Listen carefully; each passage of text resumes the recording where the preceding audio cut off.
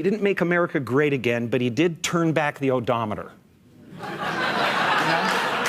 So who knows what the hell is wrong with us? Hollywood actor, comedian Jim Carrey in 2018 on Bill Maher show. And I just want to show you what Trump derangement syndrome is. I know what you know it. I know you know what it is, but you'll see where we're going with this. Take a look. We have a president who started out when the country was together and had a wonderful leader, and he is tearing us limb from limb. Well, destroying every institution. Let's talk about this Donald Trump, even though we don't want to. Let's bring in on the panel for this. He's a car salesman.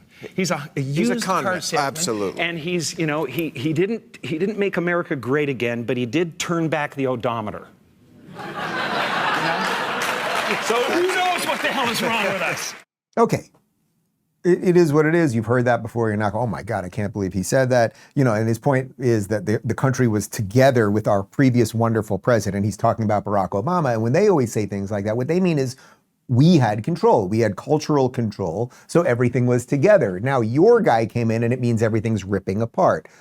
That's not really how it is. But I want to put that there for a moment and now show you one other thing. This is from the Democrat debate, Dem primary debate in 2019. And listen to Bernie Sanders on a slightly different topic, but you'll see where we're going.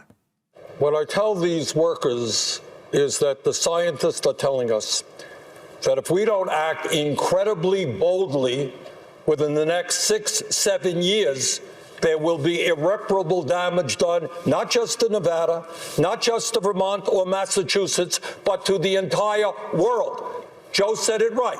This is an existential threat. You know what that means, Chuck? That means we're fighting for the future of this planet.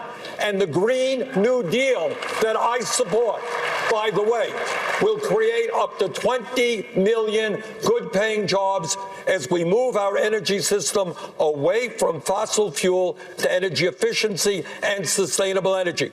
Okay, so in 2019, there's Bernie Sanders saying that we've got 6 or 7 years before this existential disaster. Could you guys, I haven't been on Twitter for the last, 56 minutes or so. Could you check, is Vermont, Massachusetts, or Nevada, are they okay? Is there anything as far as their existential ability to exist as states? They're all still going, everything's fine. Massachusetts hasn't been engulfed by, okay, so that, okay.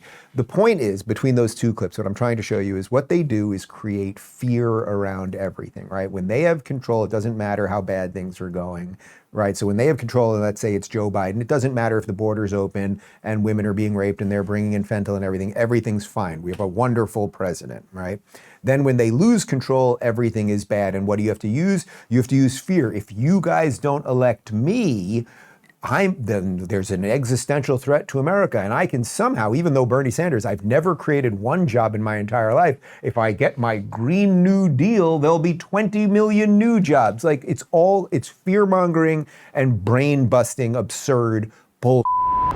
The globalists never stop. Now they're pushing airborne vaccines. No needles, no permission, just exposure. The last administration quietly funded grants for aerosol vaccines, a delivery system that could infect us without consent. Watch this. Millions were forced into the mRNA psyop, and cases of myocarditis, blood clots, and immune damage have skyrocketed. 8 states are in the process of banning these shots. The Trump administration needs to make sure this tyranny hasn't been released on the public. Dr. Peter McCullough and the wellness company created Ultimate Spike Detox with 4 times the nattokinase plus bromelain and curcumin to help break down spike proteins and support your body's natural recovery. Experience the only formula approved and used by Dr. Peter McCullough, a top freedom-fighting cardiologist who risked it all. So head over to twc.health/Rubin and use code Rubin to get 15% off plus free shipping. Again, that's twc.health/Rubin and use code Rubin to get 15% off plus free shipping. Get back to that pre-COVID feeling. But now let's connect that to the politics of the day, because as you know, a full-on communist, I would say Islamist, is now running to be mayor of New York City, and he is likely going to win. And here is Bernie Sanders. And of course, if there's a bad guy out there ushering in communism and anti-American lunacy, you know Bernie Sanders is his #1 supporter. He's going to have the entire establishment, the oligarchy, the billionaires coming down on his head. Not only because he's demanding that the wealthy and large corporations in New York City start paying their fair share of taxes, they are worried that his campaign is an example of what can happen all over the country when you bring people together to demand the government that works for all of us and not just the few. So they really want to crush this guy. And you have billionaires saying quite openly, we are going to spend as much as it takes to defeat this guy. You have Democratic leadership not refusing to jump on board a campaign where this guy is the Democratic nominee.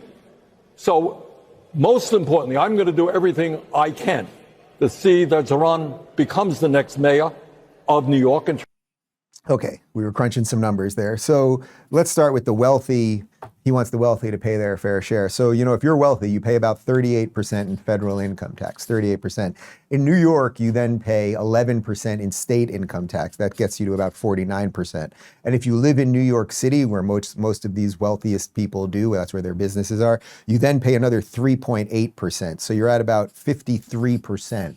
Right there. So more than half of your money goes back into the system if you're one of these wealthy people, on top of all the other taxes that you're paying related to payroll taxes, et cetera, et cetera, et cetera. And that's why he only says these amorphous phrases like fair share. So is 54% not their fair share? If Bernie, if you just had 60% of their money, would that be, well, why would that be fair? Because Bernie behind you is going to be a crazier, more psychotic lunatic communist. So how about 70%? Would that be, if you had 70% of someone else's money, Bernie, would that be fair? So look, the good people and the producers, they've already been fleeing New York City. We know that they're fleeing even already now.